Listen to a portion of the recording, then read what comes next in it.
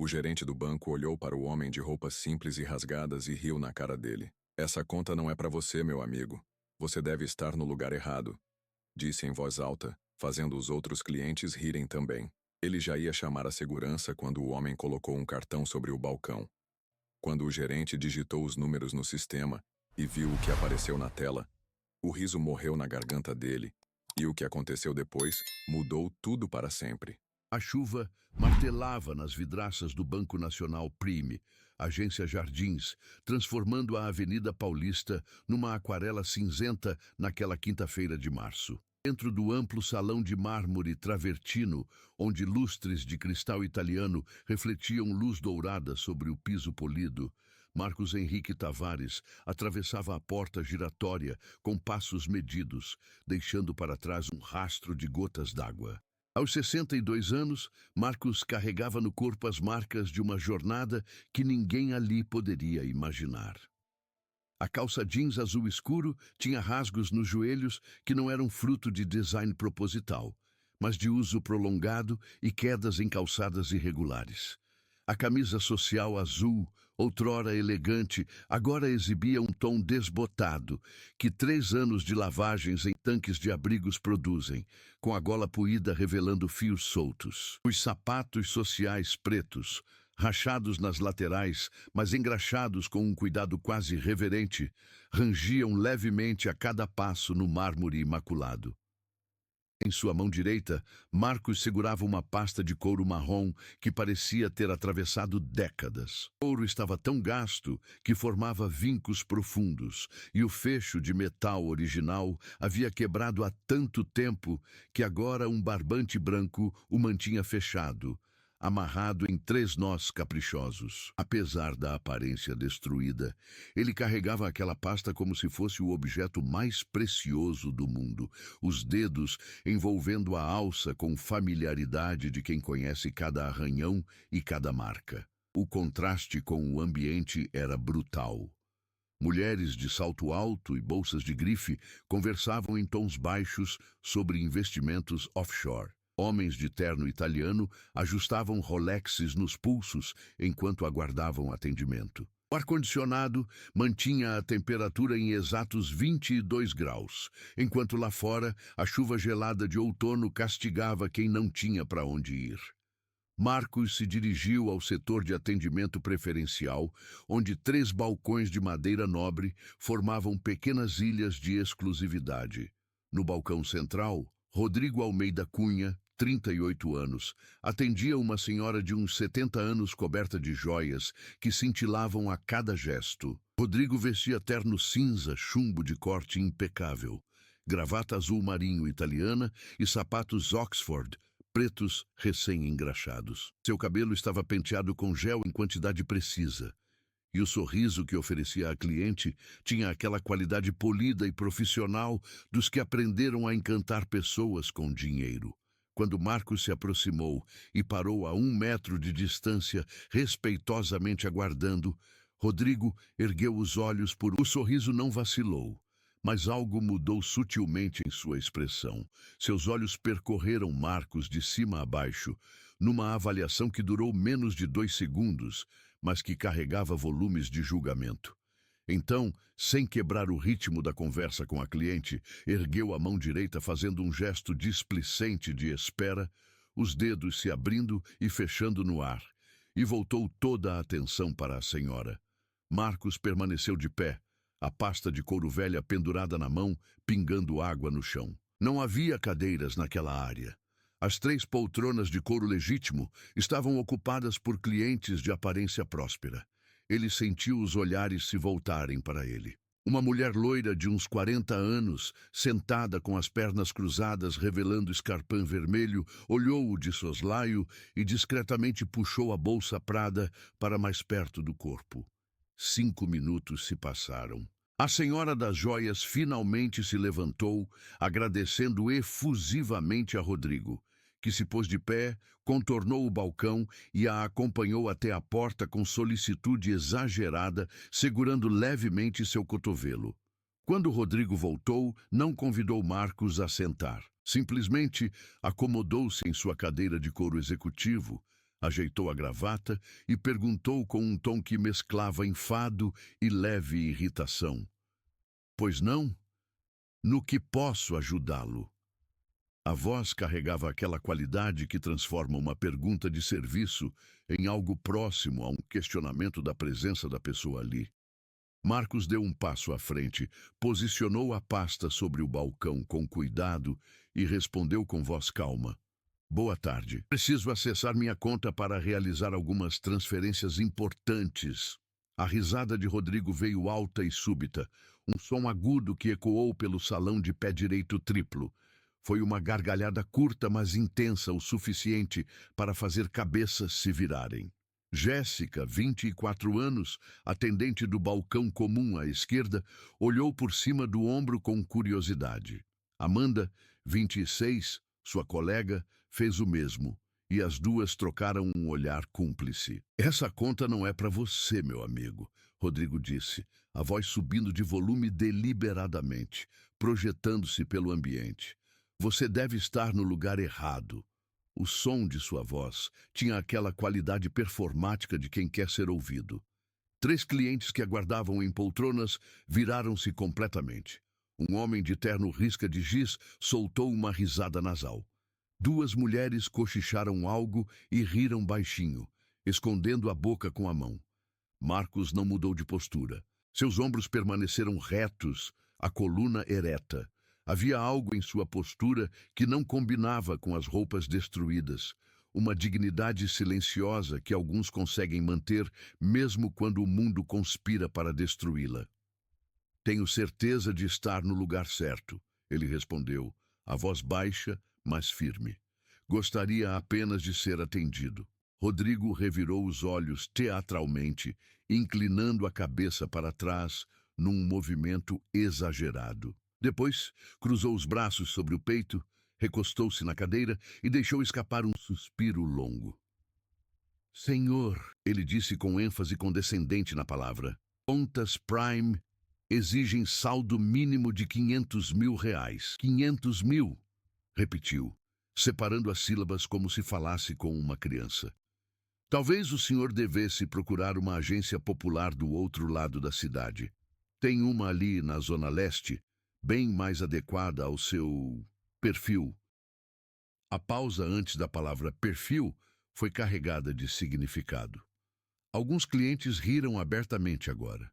Jéssica e Amanda não esconderam mais o interesse, virando-se completamente para observar a cena, os atendimentos próprios momentaneamente esquecidos. Marcos tocou levemente a alça da pasta velha, os dedos acariciando o couro gasto. Quando falou, sua voz tinha uma qualidade diferente, algo que poderia ser tristeza ou talvez uma compreensão mais profunda das fraquezas humanas. Conheço bem os requisitos da conta Prime, ele disse calmamente. Afinal, acompanhei a criação desse produto desde o início. Rodrigo franziu a testa, genuinamente confuso por um segundo. Então seu rosto se abriu num sorriso de escárnio. Ah, é?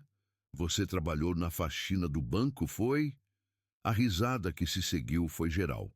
O homem de terno risca de giz bateu palmas 2 vezes. Uma das mulheres que cochichavam soltou uma gargalhada alta demais, que ela mesma pareceu se surpreender de ter produzido. O salão inteiro parecia vibrar com a humilhação pública, sendo servida como entretenimento gratuito. Mas Marcos apenas sorriu. Foi um sorriso triste, que enrugou os cantos de seus olhos cinzentos de uma maneira que falava de muitas dores acumuladas. Ele tocou a pasta de couro como se acariciasse algo precioso, quase sagrado. Não, respondeu suavemente. Minha relação com o banco era um pouco diferente disso.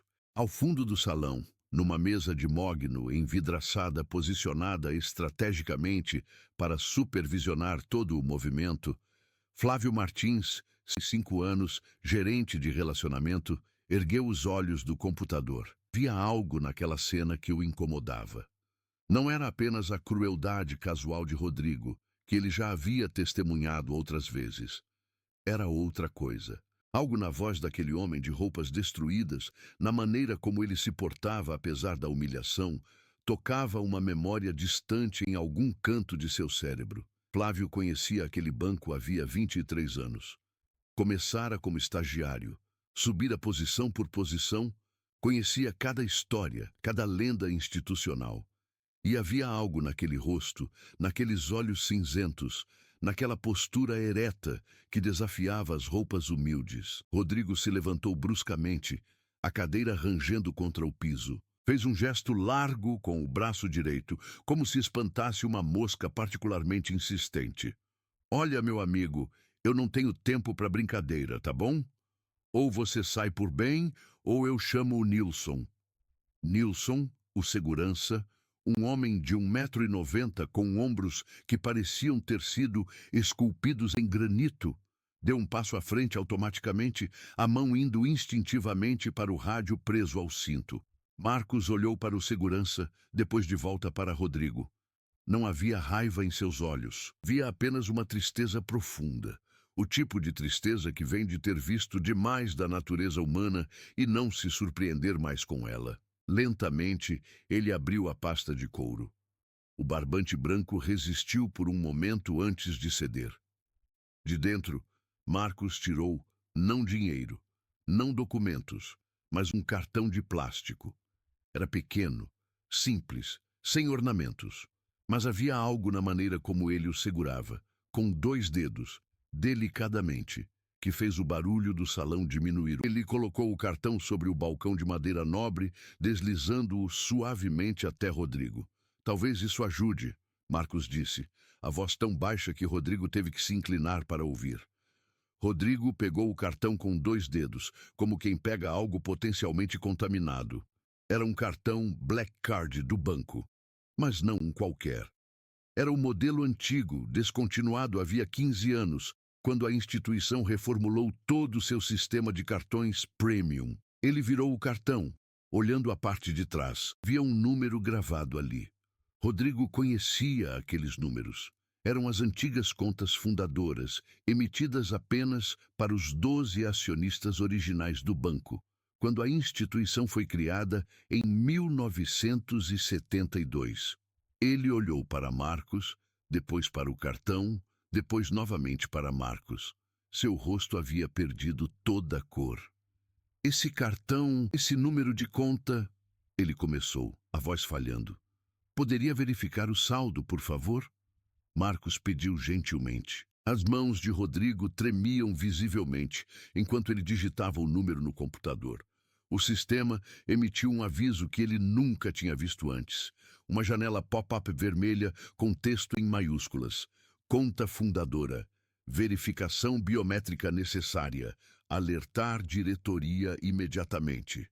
Ele engoliu seco. Seus dedos pairaram sobre o teclado por um momento antes de pressionar Enter.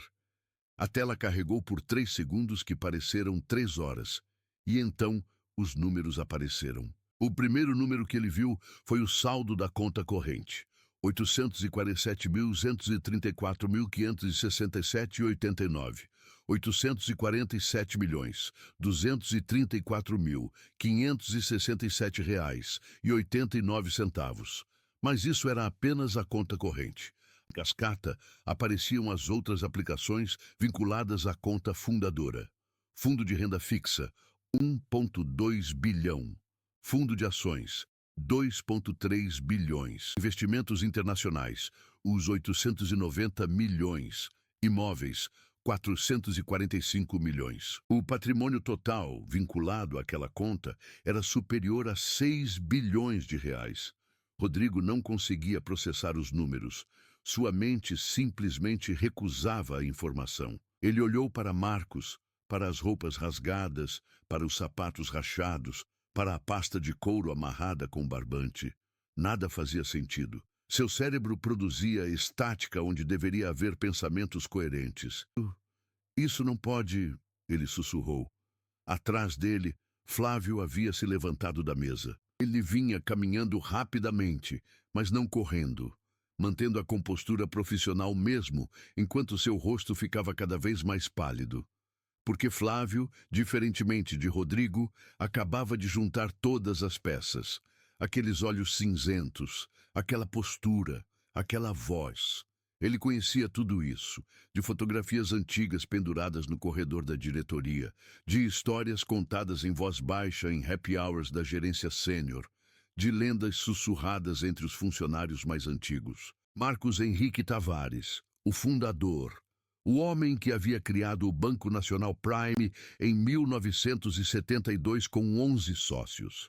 O homem que havia transformado uma pequena cooperativa de crédito num dos maiores bancos do país. O homem que havia desaparecido havia 5 anos, deixando o comando nas mãos de sucessores escolhidos, sem nunca dar explicações públicas sobre seu destino.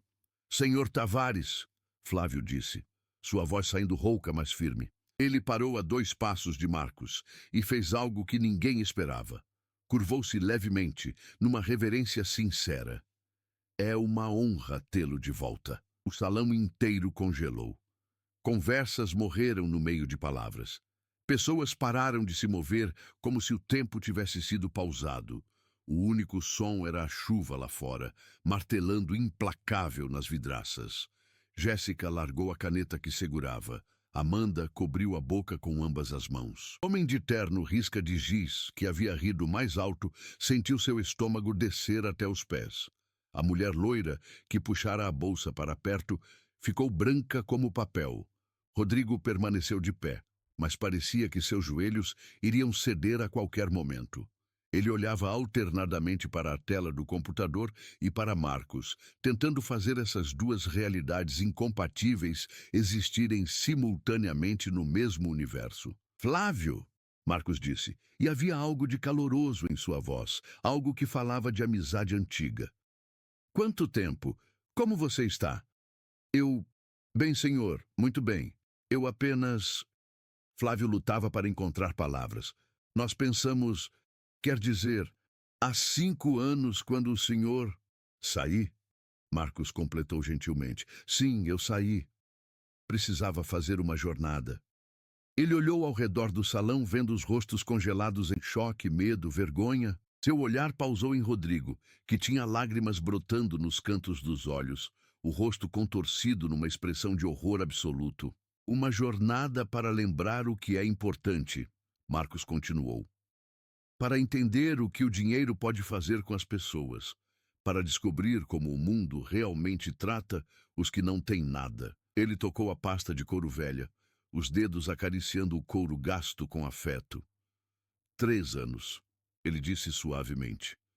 3 anos vivendo nas ruas desta cidade, dormindo em abrigos, comendo em sopões, sendo cuspido, sendo xingado, sendo chutado, sendo tratado como menos que humano porque minhas roupas estavam rasgadas e eu não tinha onde tomar banho. O silêncio no salão era tão completo que podia-se ouvir a respiração entrecortada de Rodrigo. E o que aprendi nestes 3 anos vale mais que tudo que construí nos 40 anos anteriores, Marcos disse. Aprendi sobre bondade. Aprendi quem realmente ajuda quando você não tem nada a oferecer. Aprendi a diferença entre ter dinheiro e ter caráter. Ele abriu a pasta completamente. Dentro, amarrado com elásticos velhos, estava um caderno de capa preta muito usado. Marcos o tirou e segurou como se fosse um texto sagrado. Neste caderno, ele disse, a voz ficando mais forte, carregando por todo o salão, estão escritas 167 histórias, 167 pessoas que encontrei nas ruas em filas de sopão. Pessoas invisíveis para o mundo. Pessoas como eu aparentava ser há 15 minutos atrás. Ele olhou diretamente para Rodrigo. Pessoas que você teria expulsado deste banco sem pestanejar. Rodrigo fez um som entre um soluço e um gemido. Suas pernas finalmente cederam e ele caiu pesadamente de volta na cadeira, enterrando o rosto nas mãos. Marcos continuou, sua voz agora carregada de uma paixão contida que fazia cada palavra ressoar. José Carlos, página 12, ex-gerente de TI que perdeu tudo no divórcio. Dormia embaixo da Ponte das Bandeiras. Morreu de pneumonia no 3º inverno na rua, porque nenhum hospital quis atendê-lo, porque ele parecia perigoso. Tinha 42 anos. Ele virou algumas páginas. Rita Conceição, Página 34. Ex-professora. Desenvolveu transtorno bipolar depois que seu marido morreu. Perdeu o emprego, perdeu a casa. Conheci ela num abrigo em Vila Mariana. Ela me ensinou a fazer crochê com fios que catávamos no lixo. Morreu atropelada por um motorista que não parou porque pensou que ela era só mais uma mendiga. Mais páginas. Oswaldo Santos, página 57, veterano de guerra, 73 anos. Sobreviveu à guerra, mas não sobreviveu à indiferença. Morreu sozinho num banco de praça. Levaram 2 dias para alguém notar que ele estava morto, não apenas dormindo.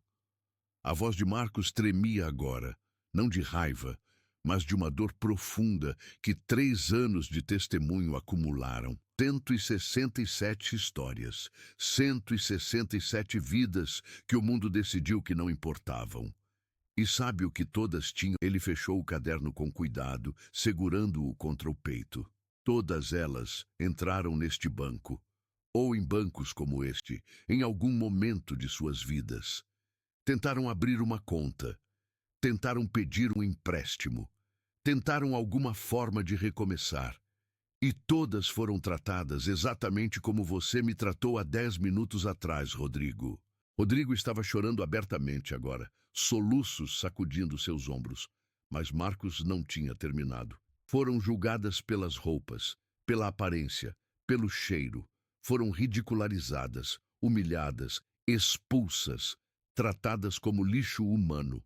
E cada uma dessas humilhações foi mais um tijolo no muro que eventualmente a cercou completamente até que não havia mais caminho de volta. Ele pausou, deixando as palavras assentarem. Eu construí este banco, Marcos disse, a voz caindo para quase um sussurro que de alguma forma todos ouviram perfeitamente. Eu criei a cultura que permite que pessoas como você, Rodrigo, tratem seres humanos como você me tratou.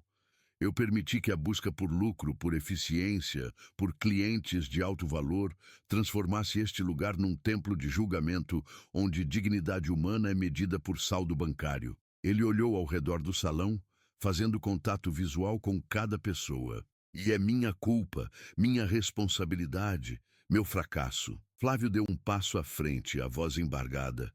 Senhor Tavares, o senhor não pode... Posso sim. Marcos o interrompeu gentilmente, mas firmemente. E devo, porque foi minha visão, minha liderança, que criou este monstro. E agora, depois de 3 anos aprendendo o que esse monstro faz com pessoas reais, vou desmontá-lo pedaço por pedaço e reconstruir algo que tenha alma. Ele colocou o caderno de volta na pasta, ao lado do qual apareceu outro objeto, um envelope grosso amarelo com o selo do banco. Rodrigo, Marcos disse, sua voz mais suave agora. Levante, por favor. Rodrigo tentou, mas suas pernas não obedeciam. Ele tremeu violentamente, lágrimas escorrendo pelo rosto, manchando a gravata italiana cara. Desculpe, eu não sabia. Eu nunca... As palavras saíam quebradas, incoerentes. Não, Marcos disse. E havia uma gentileza devastadora em sua voz. Você sabia exatamente o que estava fazendo. Você sabia que estava humilhando alguém. A única coisa que você não sabia era quem eu era. E esse é exatamente o problema. Ele se curvou até ficar no nível dos olhos de Rodrigo. Você acha que o que você fez de errado foi me tratar mal porque eu sou rico, mas o que você fez de errado foi me tratar mal porque você pensou que eu era pobre. Você entende a diferença? Rodrigo balançou a cabeça, ainda chorando, ainda incapaz de articular palavras. Você não deveria ter me tratado bem porque eu tenho 6 bilhões de reais, Marcos continuou, cada palavra clara e precisa. Você deveria ter me tratado bem porque eu sou um ser humano, porque dignidade não é algo que você ganha quando deposita 500 mil reais numa conta. Dignidade é algo que você nasce tendo e que ninguém tem o direito de tirar. Ele ficou em pé novamente, pegou o envelope amarelo da pasta. Este envelope contém sua carta de demissão, ele disse, e o salão inteiro prendeu a respiração. Por justa causa. com efeito imediato, sem indenização. Rodrigo não reagiu. Apenas continuou chorando, a cabeça baixa. Mas também contém uma oferta, Marcos continuou. Uma oferta que você pode aceitar ou recusar. Ele abriu o envelope, tirando 2 documentos. Um era de fato uma carta de demissão. O outro era algo diferente. Durante os próximos 6 meses, Marcos disse, você vai trabalhar como voluntário em abrigos para pessoas em situação de rua. Vai servir comida em sopões. Vai ajudar a distribuir cobertores no inverno. Vai conversar com as pessoas que você considerava invisíveis. Vai ouvi-las. Vai aprender seus nomes, suas histórias, seus sonhos. Rodrigo ergueu o olhar lentamente, confusão se misturando com a vergonha em seus olhos. E depois de 6 meses, Marcos continuou, se você quiser, pode voltar a trabalhar neste banco. Não como gerente, como de estagiário, mas com uma missão. Criar um programa de inclusão financeira para pessoas em vulnerabilidade social. Um programa que trate cada pessoa que entrar por aquela porta com a dignidade que ela merece, independentemente das roupas que veste ou do dinheiro que tem. Ele estendeu os 2 documentos para Rodrigo. Escolha. Demissão por justa causa, que vai manchar seu currículo e tornar difícil você conseguir outro emprego no setor bancário. Ou 6 meses de trabalho voluntário, seguidos de uma chance de redenção e reconstrução. Rodrigo olhou para os papéis. Suas mãos tremiam tanto que mal conseguia segurá-los. Ele abriu a boca várias vezes antes de conseguir formar palavras. Por que você está me dando uma escolha? Eu não mereço. Não, Marcos concordou. Você não merece. Da mesma forma que José Carlos não merecia morrer de pneumonia. Rita não merecia ser atropelada. Osvaldo não merecia morrer sozinho num banco de praça. Ninguém merece a crueldade que recebe neste mundo. Mas eu aprendi, nestes 3 anos, que a única maneira de quebrar o ciclo de crueldade é com compaixão. Não porque você merece, mas porque é a coisa certa a fazer. Rodrigo pegou a segunda opção, a oferta de trabalho voluntário, com mãos que tremiam tanto que o papel vibrava visivelmente. Eu aceito, ele sussurrou. Marcos assentiu lentamente. Bom, você começa amanhã, 7 da manhã. Abrigo São Vicente, na Muca. Vista roupas confortáveis que você não se importe de sujar. E deixe o relógio Rolex em casa. Ele se virou para Flávio. Convoque uma reunião extraordinária do Conselho para amanhã às 2 da tarde. Todos os acionistas principais, todos os diretores, todos os gerentes de relacionamento, sala principal. Flávio, que tinha ficado em silêncio durante toda a cena, absorvendo cada palavra, assentiu imediatamente. Sim, senhor, farei isso imediatamente. Marcos olhou uma última vez ao redor do salão. As pessoas ainda estavam congeladas, mas algo havia mudado em seus rostos. A risada havia sumido completamente. No lugar, havia algo que poderia ser vergonha, ou talvez uma compreensão nascente de que haviam testemunhado não apenas uma cena dramática, mas um espelho sendo colocado na frente da sociedade inteira. Para todos os presentes, Marcos disse, sua voz carregando autoridade tranquila. Quero que levem uma mensagem. Vocês me julgaram pelas minhas roupas rasgadas, mas foi você que estava nu de compaixão. E eu descobri, nestes 3 anos, que a pessoa mais pobre não é aquela que não tem dinheiro. A pessoa mais pobre é aquela que não tem compaixão. Ele pegou sua pasta de couro, amarrando cuidadosamente o barbante branco de volta em 3 nós caprichosos. E dinheiro pode comprar muitas coisas. Pode comprar este terno cinza que o Rodrigo veste. Pode comprar aquela bolsa Prada, aquele Rolex, aqueles sapatos Oxford. Mas não pode comprar caráter. Não pode comprar bondade. Não pode comprar a única coisa que realmente importa no final. A capacidade de olhar para outro ser humano e enxergar nele não uma conta bancária, mas uma alma. Ele se virou para sair, depois pausou e olhou para trás uma última vez. Amanhã começa uma nova era para este banco, ele disse. Uma era onde trataremos mendigos com a mesma dignidade que tratamos milionários. Porque no final, todos sangramos vermelho. Todos precisamos de gentileza.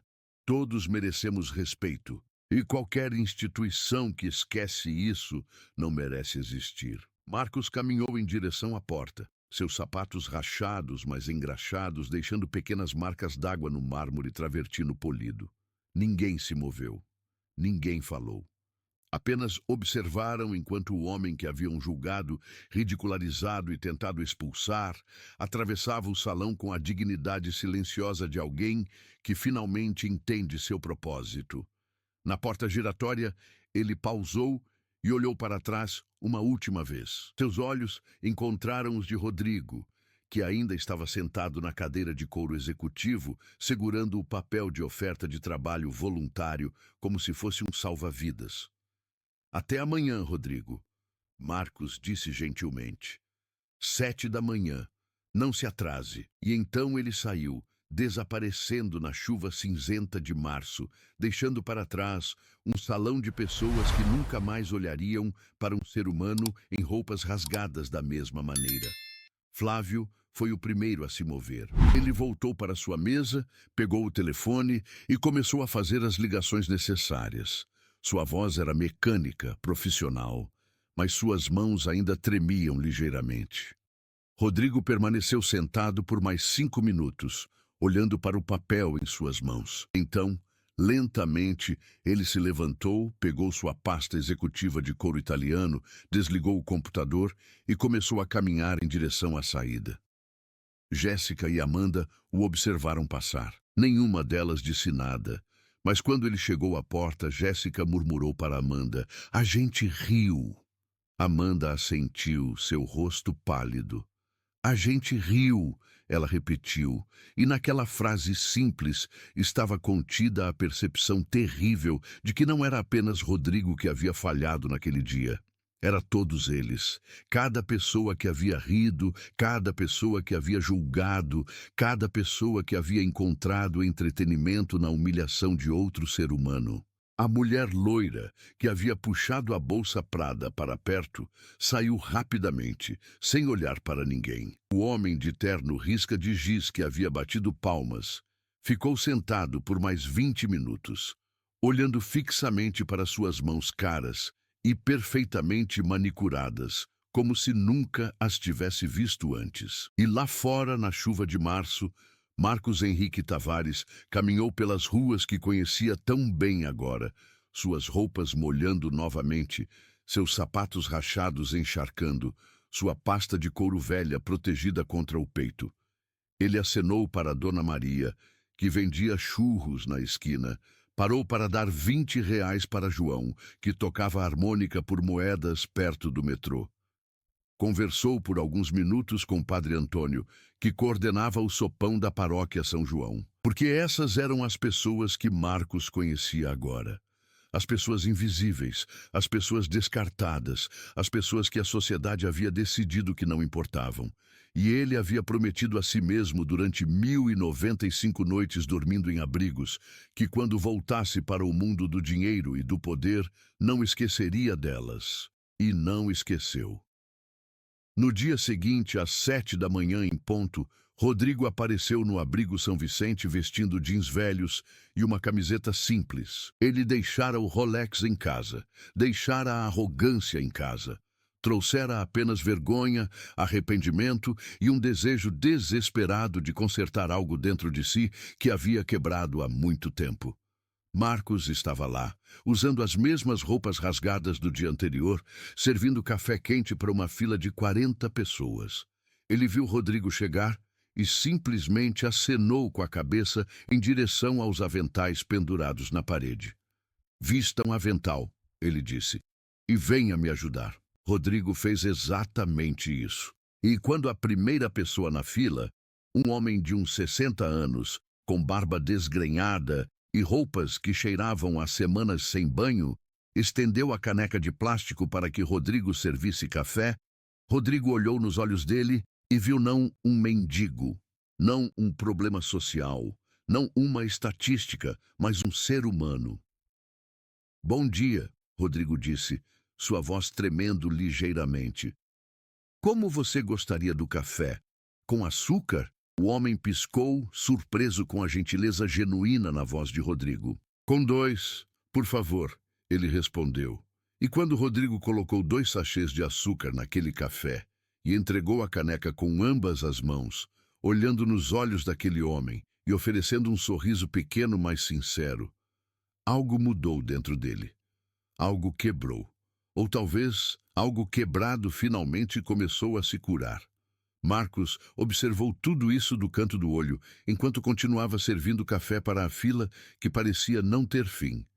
E ele, um sorriso pequeno e triste, mas real, porque ele sabia que este era apenas o começo da transformação de Rodrigo, o começo da transformação do banco, o começo de uma pequena revolução que ia questionar todas as suposições sobre valor humano, dignidade e o que realmente importava na vida. Às 2 da tarde daquele mesmo dia, no 23º andar do edifício sede do Banco Nacional Prime, 57 pessoas se aglomeravam na sala de reuniões principal. Todos os acionistas principais, todos os diretores, todos os gerentes de relacionamento. A sala zumbia com especulação nervosa. Ninguém sabia ao certo o que havia acontecido. Boatos voavam. Flávio não tinha dado detalhes, apenas dissera que era urgente e que Marcos Henrique Tavares estaria presente. Marcos Tavares, o fundador fantasma. O homem que havia desaparecido 5 anos atrás sem explicação, deixando apenas uma carta enigmática falando sobre uma jornada pessoal necessária. Quando as portas da sala se abriram às 2 em ponto, o silêncio foi instantâneo. Marcos entrou vestindo as mesmas roupas rasgadas, os mesmos sapatos rachados, carregando a mesma pasta de couro amarrada com barbante. E atrás dele, de cabeça baixa, vinha Rodrigo, ainda usando o jeans velho e a camiseta simples do trabalho voluntário da manhã. A sala inteira ficou de pé, não por respeito, mas por puro choque. Alguns rostos mostravam confusão, outros, reconhecimento dawning. E alguns, especialmente os mais velhos que lembravam de Marcos antes de sua transformação radical, mostravam algo que se aproximava de horror. Marcos caminhou até a cabeceira da mesa de 20 metros de jacarandá. Não se sentou, simplesmente ficou lá, de pé, e esperou até que todos os outros lentamente retomassem seus lugares. Quando finalmente falou, sua voz era clara e calma. Há 5 anos, ele começou. Deixei este banco porque percebi que havia criado um monstro. Um monstro que transformava seres humanos em números, que media valor por saldo bancário, que tratava dignidade como algo que você compra em vez de algo que você nasce tendo. Ele pausou, deixando as palavras penetrarem. Então fui embora. Coloquei minhas roupas mais velhas, peguei esta pasta, ele tocou o couro gasto com afeto, que pertenceu ao meu pai e contém todas as minhas memórias mais importantes, e me tornei invisível. Me tornei um dos milhões de brasileiros que vocês não enxergam quando passam pela rua. Um dos descartados, um dos esquecidos. Roberto Sampaio, 68 anos, acionista majoritário depois da saída de Marcos, se levantou lentamente. Marcos, ele disse, a voz carregada de emoção, nós tínhamos medo que você estivesse morto. 5 anos sem notícias. Eu estava morto. Marcos o interrompeu gentilmente. Para o mundo que vocês conhecem. Mas eu estava muito vivo no mundo que vocês escolhem ignorar. O mundo das pessoas em situação de rua. O mundo dos abrigos. O mundo dos sopões. O mundo onde um único ato de bondade pode significar a diferença entre vida e morte. Ele abriu a pasta, tirando o caderno de capa preta. Neste caderno, ele disse, estão 167 razões pelas quais voltei. 167 pessoas que conheci nesses 5 anos. Pessoas que um dia tiveram contas neste banco ou em bancos como este. Pessoas que foram tratadas como lixo quando mais precisavam de compaixão. Ele abriu o caderno numa página marcada. Antônia Silva, página 93, ex-gerente de loja, 52 anos. Desenvolveu depressão depois de ser demitida numa reestruturação corporativa. Tentou conseguir empréstimo pessoal para pagar aluguel atrasado. Foi ridicularizada por 3 gerentes diferentes em 3 bancos diferentes porque suas roupas estavam velhas demais, porque ela cheirava a desespero, porque ela não tinha perfil de crédito adequado. 2 meses depois, estava na rua. 3 meses depois, estava morta. Overdose de medicamento para a depressão que ela mendigou num posto de saúde. Silêncio absoluto na sala.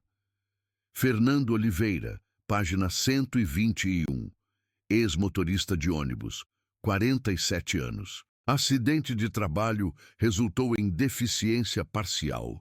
Tentou acessar suas economias de 20 anos para tratamento médico privado porque o SUS tinha 6 meses de espera. Foi recusado atendimento presencial neste banco porque o gerente disse que ele parecia suspeito. Teve que ir a 3 outras agências antes de conseguir acesso ao próprio dinheiro. Nesse tempo, a janela para tratamento passou. Hoje ele está numa cadeira de rodas, uma condição que poderia ter sido evitada.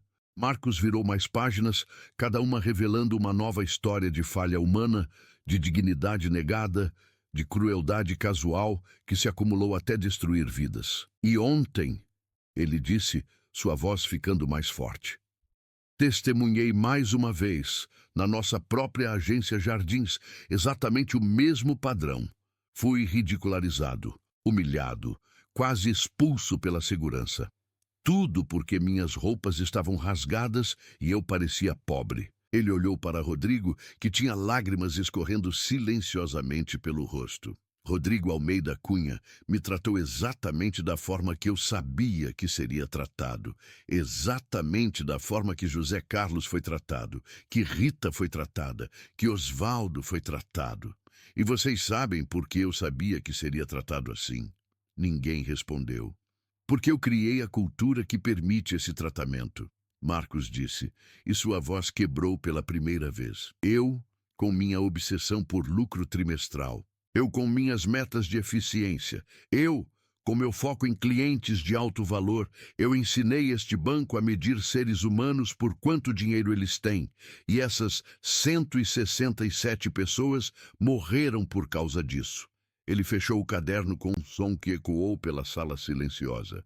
E agora vou consertar isso, ele declarou. Vou desmontar cada política, cada procedimento, cada sistema que trata seres humanos como números. E vou reconstruir este banco ao redor de um princípio diferente.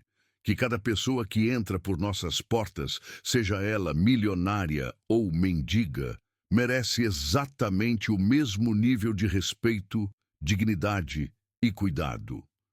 Márcia Andrade, 53 anos, diretora financeira, se levantou cautelosamente. Marcos, ela disse com cuidado. Com todo respeito, isso vai... As implicações financeiras. Foda-se as implicações financeiras. Marcos a interrompeu e a vulgaridade vinda dele, sempre tão comedido, chocou a sala. Foda-se o lucro trimestral. Foda-se satisfazer investidores. Vocês sabem quanto dinheiro eu tenho? 6 bilhões de reais. 6 bilhões.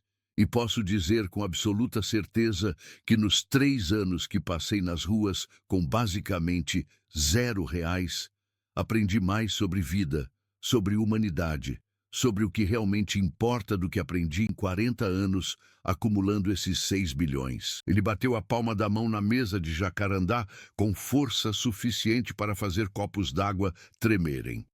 Então aqui está o que vai acontecer. Em 6 meses, este banco terá um programa de inclusão financeira para pessoas em vulnerabilidade social. Contas sem tarifa de manutenção. Microcrédito com juros justos. Educação financeira gratuita. E cada atendente, cada segurança vai passar por treinamento de empatia e dignidade humana. Ele olhou ao redor da sala. fazendo contato visual com cada pessoa. E se isso reduzir nosso lucro em 20%, excelente. Porque finalmente estaremos fazendo algo que vale a pena. Finalmente estaremos usando este poder, este dinheiro, esta influência para algo além de acumular mais dinheiro. Roberto Sampaio, que conhecia Marcos havia 40 anos, que havia ajudado a fundar o banco, limpou a garganta. Marcos, ele disse suavemente, você sempre foi o coração desta instituição. Você sente que perdemos nosso caminho? Eu acredito em você. Nós vamos em você. Diga-nos o que fazer e faremos. Um por um, os outros começaram a assentir.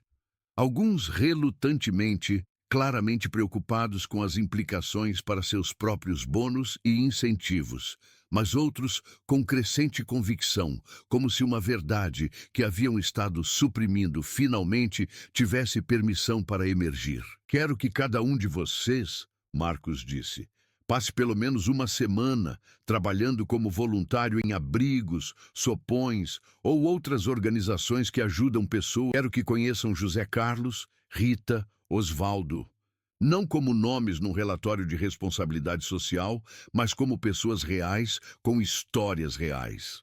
Ele abriu a pasta novamente e começou a distribuir papéis pela mesa. Aqui estão os contatos de 42 organizações em São Paulo. Flávio vai coordenar o agendamento. E isso não é opcional. É um requisito para continuar trabalhando neste banco. Márcia pegou um dos papéis, leu rapidamente e levantou a mão hesitantemente. Marcos, alguns desses lugares, bem, não são nos melhores bairros. Há questões de segurança. Sim, Marcos concordou. Há. E as pessoas que vivem nesses lugares lidam com essas questões de segurança todo santo dia. Talvez seja a hora de vocês entenderem como é viver assim. Como é ter medo de dormir à noite. Como é não saber de onde virá a próxima refeição.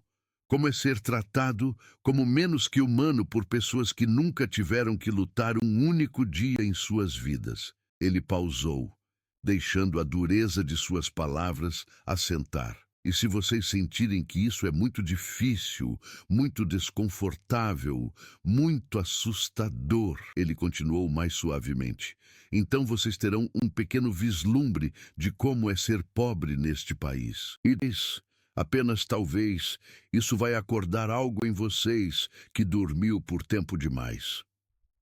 A reunião continuou por mais 3 horas. Marcos apresentou um plano detalhado, claramente desenvolvido durante meses de planejamento silencioso, enquanto vivia nas ruas. Rodrigo permaneceu ao lado dele, ocasionalmente adicionando insights de sua própria experiência da manhã. Sua voz ainda trêmula, mas crescendo em convicção.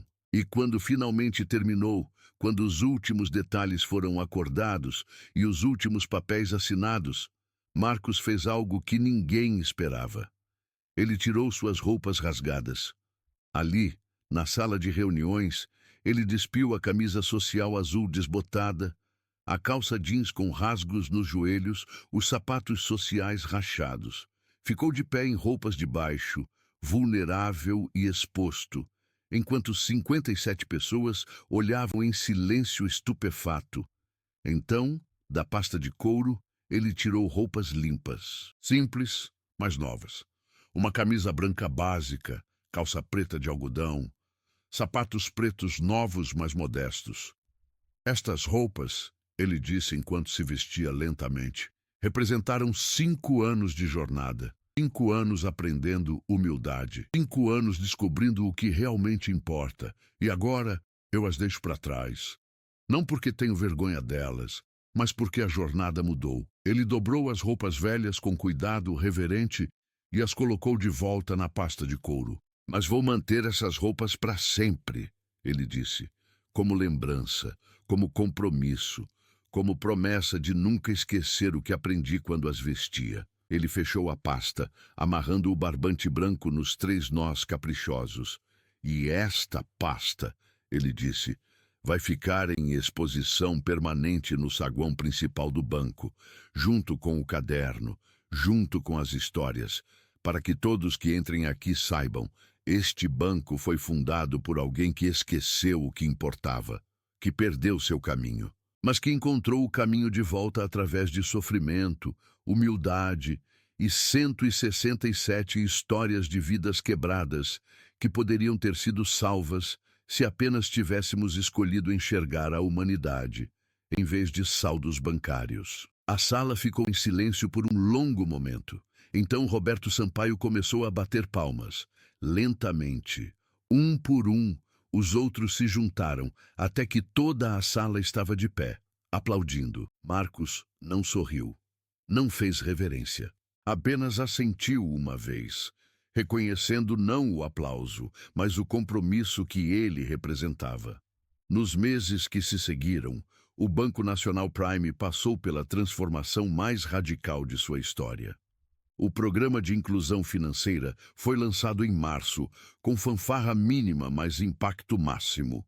Nos primeiros 6 meses, 47 mil pessoas em situação de vulnerabilidade social abriram contas sem tarifa. 18 mil conseguiram microcrédito com juros de mercado justo para começar pequenos negócios.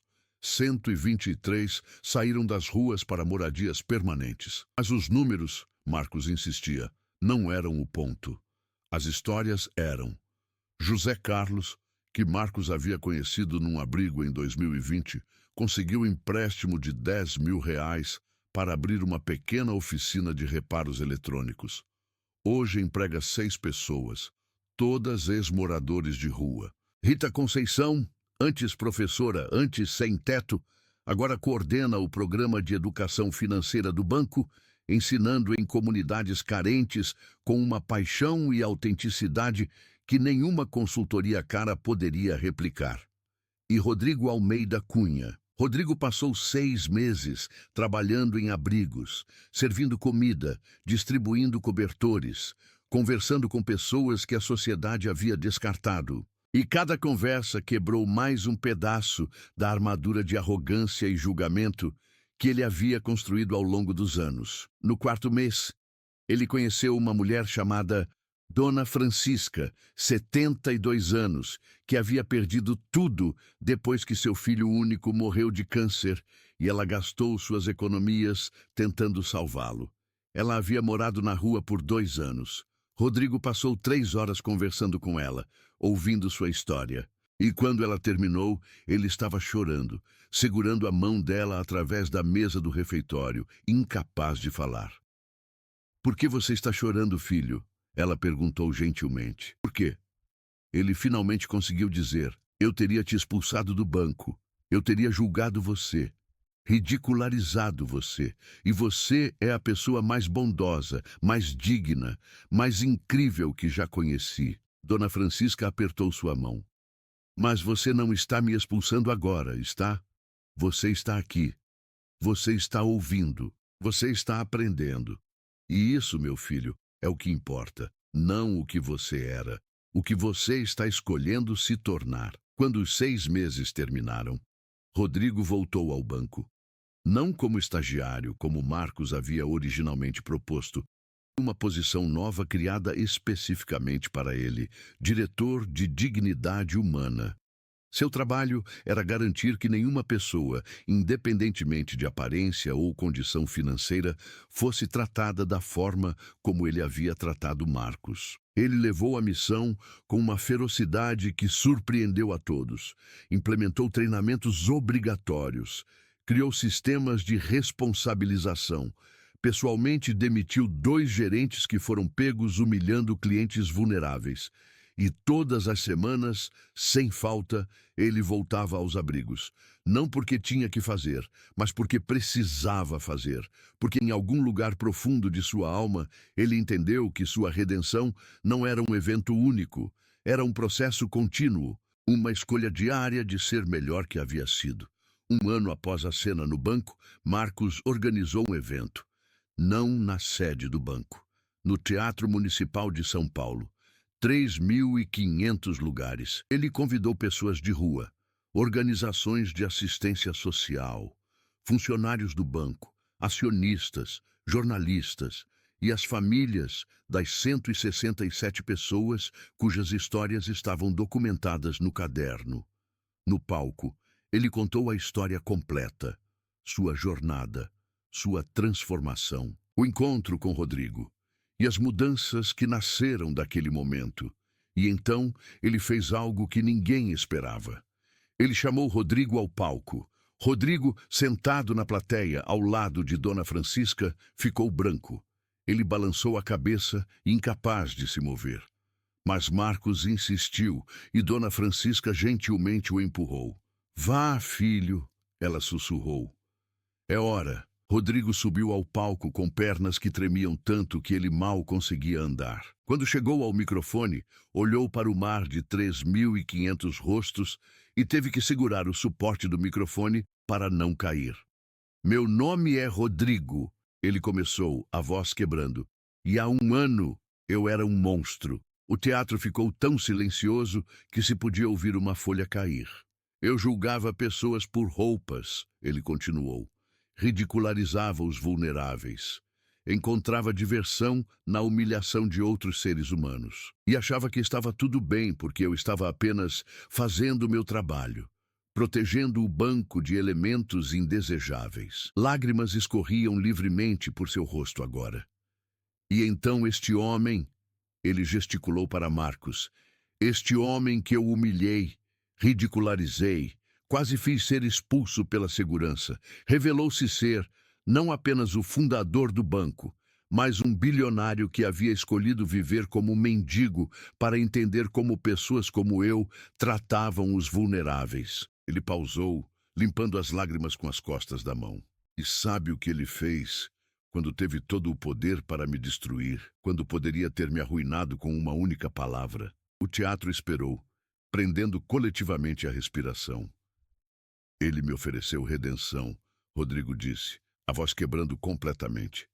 "Ele me deu uma chance de me tornar humano de novo, de aprender, de crescer, de consertar pelo menos uma pequena parte do dano que causei." Ele olhou para Marcos, que estava de pé ao lado dele no palco.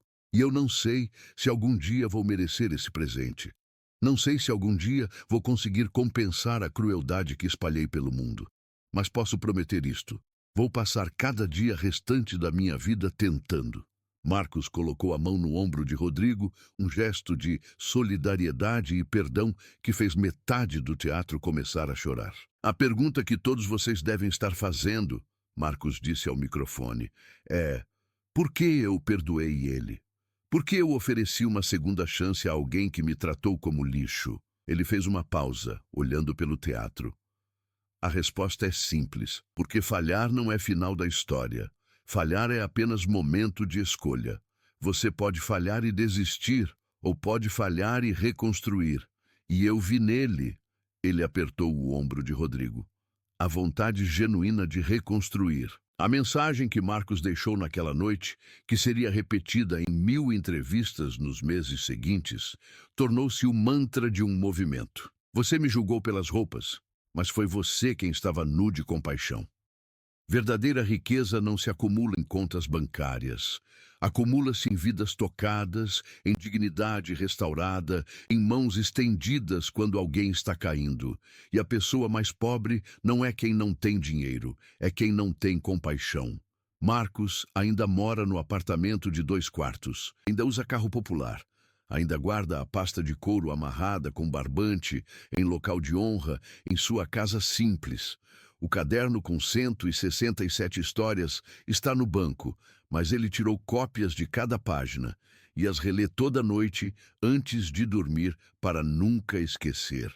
Rodrigo dedica 60% de seu tempo ao Banco para Todos e 40% a palestras em escolas, universidades e empresas. Doa 100% de seus honorários de palestras para o fundo de microcrédito, que leva o nome de Marcos.